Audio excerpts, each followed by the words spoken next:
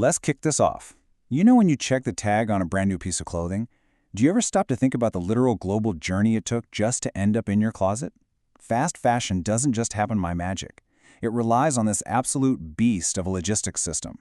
So in today's explainer, we're going to decode one of the major engines powering this whole thing, the Bangladesh Garments Bond License. I know, it sounds super technical, but stick with me because once you grasp how this actually works, you will honestly never look at international trade the same way again. Okay, here's our game plan. First, we'll hit the bond license basics. Second, preparing the order. Third, importing and producing. Fourth, exporting and settling up, and we'll wrap things up with avoiding common bond problems. Simple enough, right? Let's get into it. Section 1. The Bond License Basics. Understanding duty-free imports. So what exactly is a bond license? Well, it's basically the ultimate financial lifeline for these factories. Think of it as a VIP pass granted by Bangladesh Customs. It lets factories bring in all their raw materials. We're talking tons of yarn, fabric, chemicals, packing stuff, without paying a single dime of immediate customs duty, VAT, or advanced tax. But there is a catch. The absolute golden rule here is that the factory must export the finished garments later. This system is heavily monitored by the Customs Bond Commissionerate, and it literally lifts a massive tax weight off the factories, freeing up crucial cash flow to keep the whole supply chain moving at lightning speed. Now, not all of these licenses are identical. There are two main flavors. First, you've got the Special Bonded Warehouse, or SBW. This is the heavyweight, the most common one, mainly used by the big knit, woven, and sweater factories. Then on the flip side, we have the General Bonded Warehouse, the GBW. This one is for the supporting cast, the folks making your cartons, polybags, buttons, zippers, you name it. Both get that sweet duty-free perk, they're just categorized based on what they actually make. And pulling this off, the teamwork required is just staggering. It's like a giant moving puzzle. You've got the commercial department handling the heavy lifting with shipping and customs, the bond team is obsessively updating the passbooks, merchandising is crunching the numbers on exactly how much fabric they need, and of course the store, customs, and the banks are coordinating the actual physical goods and the cash. If literally one of these teams drops the ball, the whole duty-free machine just grinds to a total halt. Section 2. Preparing the order. The blueprint of 50,000 hoodies. All right, let's make this concrete. Picture a huge foreign buyer, say a massive global brand, and they place a massive order. Let's go with exactly 50,000 hoodies.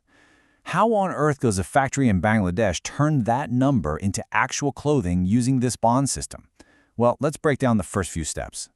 It all kicks off with a mountain of paperwork. Step 1, the buyer hands over the purchase order, the tech pack, all the nitty-gritty details. Step 2 is where the money gets locked in. The buyer opens what's called a Master LC, or letter of credit. It's essentially this ironclad bank guarantee saying, yes, we will absolutely pay you. Then we hit Step 3, which honestly is the make or break document for the bond team, issuing the UD or UP. Let's decode those acronyms real quick, because without them, duty-free importing is a total no-go. UD stands for Utilization Declaration. This is your strict, legally binding recipe. It dictates the exact amount of fabric and yarn allowed for those 50,000 hoodies, right down to the scrap wastage. UP, or Utilization Permission, is pretty similar, but it's issued straight by Customs, typically for those non-garment accessories we talked about earlier. Basically, Customs treats the UD like an unforgiving permission slip for duty-free imports. Section 3. Importing and producing. From raw materials to garments. Let's follow the money here. Say the factory has that Master LC from the buyer for $300,000 to make these hoodies. Great, but they don't have the fleece yet. So they take that Master LC, pair it with their UD, and open a back-to-back LC, a BTB LC, for let's say $180,000.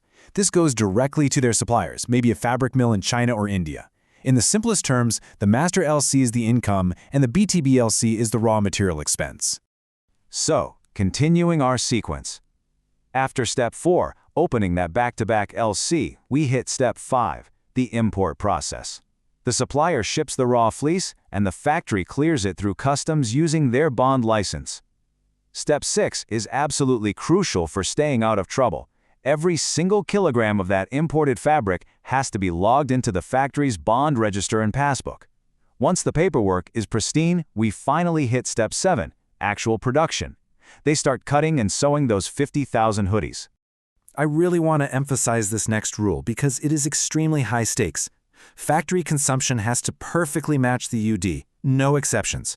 If that legally binding recipe allows for 1.8 kilos of fabric per dozen hoodies, but the factory accidentally uses 2.2 kilos on the floor, they are in big trouble. Customs is going to want a very good explanation during their audit. You absolutely cannot use more duty-free stuff than you were approved for, period.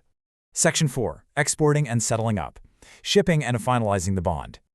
We are in the home stretch now. Step 8. The finished hoodies are packed up and shipped out, usually through Chittagong Port. Step 9. The buyer pays up, and the bank adjusts that back-to-back liability, meaning they pay the fabric supplier and hand the factory their profit. And finally, Step 10.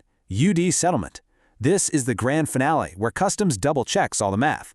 They literally compare what was imported versus what was used and exported. If the numbers perfectly align, the UD is officially settled. Looking at the big picture, these documents form an unbreakable paper trail. It's all about total transparency. The bond license gives the permission, the UD sets the physical limits, the LCs manage the cash, the bills of entry and export prove the goods actually moved, and the passbook tracks the real-time warehouse stock. Every single piece of paper has to align flawlessly with the rest of them. Section 5. Avoiding common bond problems. High-stakes compliance. Customs does not mess around here. They rigorously audit these factories to make sure the system isn't being exploited. They are actively hunting for things like excess imports, mismatched stock in the warehouse, or fishy wastage percentages. But the absolute cardinal sin? Illegal local sale. If you import tax-free fabric promising to export it, but secretly sell it in the local market to pocket the tax money, you are looking at massive legal trouble. They scrutinize everything to ensure total accuracy. And guys, the consequences of messing this up are severe. Wrong UD consumption, you're hit with a customs objection. Brought in too much fabric, you risk having to immediately pay all those suspended duties. Got a stock mismatch? That's a massive audit nightmare. And get this, something as simple as forgetting to update your passbook can literally lead to a complete suspension of the factory's bond. And without that bond, a factory simply cannot survive in this industry. So I want to leave you with this to chew on. If you were running one of these factories and your warehouse stock numbers didn't perfectly match your IUD paperwork, would you be prepared to pay those massive duty penalties? The Bangladesh Garments Bond License is so much more than just a tax break. It's a wildly complex, high-stakes ecosystem that demands absolute perfection. So next time you throw on a hoodie, just remember the crazy 10-step journey, the meticulous math, and the intense compliance that got it to you. Thanks for joining me on this explainer, and keep questioning how the world around you actually works.